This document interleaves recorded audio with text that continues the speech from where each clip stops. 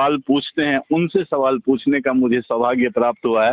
भाई जी आपका बहुत बहुत स्वागत है हमारे चैनल पे। बहुत धन्यवाद जी भाई जी, अभी आपके मैं जो आप कहीं पे बैठे हुए थे तो आपके मुखमंडल से मैंने सुना कि आप जो है एक जनकपुर, तो गांव तो है ही जनक जी का, लेकिन साथ में जो है राम जन्मभूमि के पास से जो है एक गांव है, तो क्या है इसका इतिहास भाई जी? जनकपुर में और मिथिला में अवध नहीं है, लेकिन अवध में मिथिला है। अवध में जनक जी का गांव है और वो अयोध्या से लगभग 15 किलोमीटर दूर है।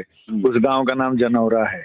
और जनौरा मुझे वहां अयोध्या जाने के बाद पता चला, तो मुझे लगा कि ये किसी समय में जनकपुरा होगा।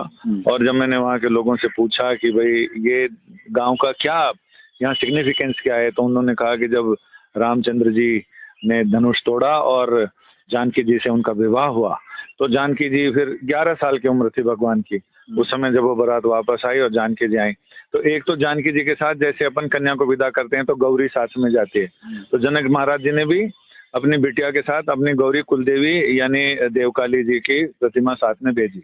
जब वो भेजी तो दशरथ जी ने उनके लिए एक मंदिर बनवाया और वो छोटी देवकाली के रूप में भी वहाँ पूजित हैं। और ये वहाँ के लोग ये मानते हैं कि रामचंद्र जी और सीता जी माँ जानकी दोनों रोज वहाँ पर अभी भी दर्शन के लिए आते हैं, तो इस भाव से वहाँ पूजा होती है। और वो जनौरा के बारे में लोगों ने बताया कि जब किशोरी जी यहाँ आई तो राजा जनक जी को, विदेहराज को, और बड़ी याद आती थी अपनी बेटी की, तो वो उनसे मिलने के लिए भी जाते थे। और आप कह रहे थे कि जो है वहाँ जब वो जाते थे तो वो ना तो वहाँ अयोध्या का पानी पीते थे बेटी के ससुराल का, ना वहाँ कुछ खाते थे। तो ये देख के दशरथ जी को बड़ी मन में तकलीफ हुई।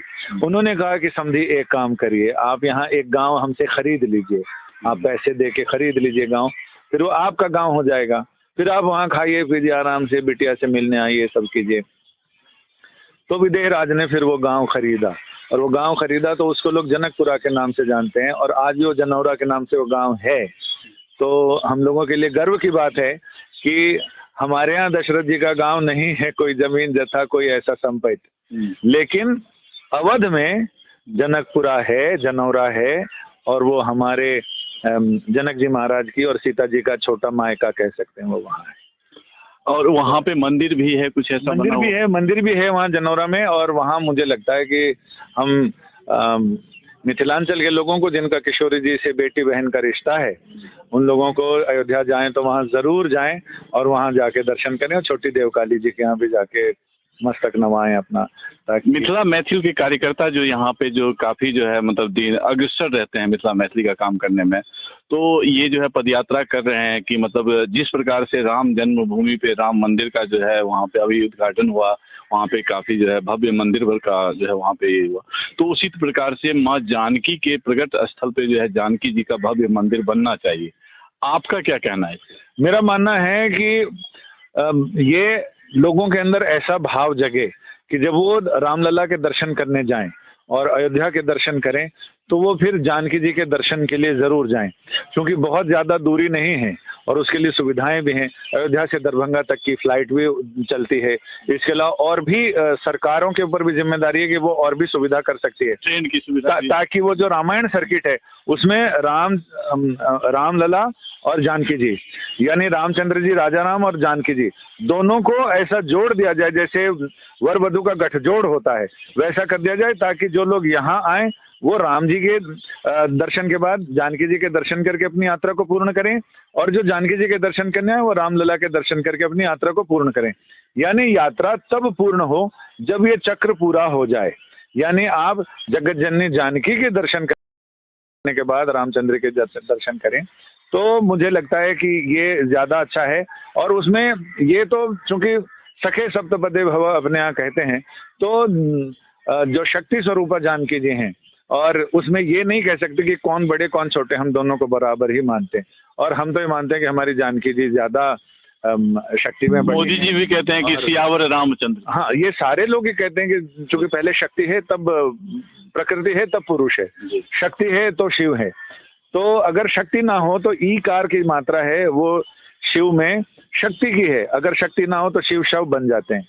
तो इसलिए मेरा ये मानना है कि लोग जो रामचंद्र जी के जन्म स्थान की यात्रा करें वो जानकी जी के जन्म वहां से शुरुआत करें और जानकी जी के जन्म स्थान पे आके अपनी यात्रा को पूर्ण करें। मैं चाहूंगा कि एक बार जो ये हमारा जो प्रयास है कि पद यात्रा के थ्रू जो है मंदिर का विकास, तो इसमें जो है एज एक आप भी मिथिला से आते हैं, तो मिथिला मैथिल के लोगों को जो है 2 शब्द में आप कहें और किस तरह से आह्वान करेंगे?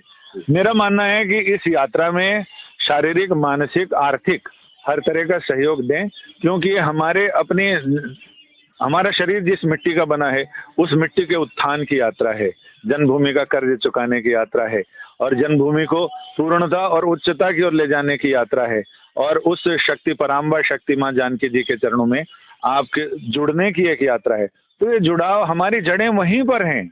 अगर हम जड़ों में पानी देंगे तो ऊपर तक बेल लहराएगी और कल्प वृक्ष लहराएगा, लेकिन जड़ों से जुड़ना जरूरी है। तो मुझे लग रहा है कि इस यात्रा को नैतिक, आर्थिक, मानसिक और शारीरिक सब तरह का सहयोग देने की जरूरत है। 7 कदम भी उस यात्रा में चलें, ऐसी कोशिश होनी चाहिए। जी धन्यवाद।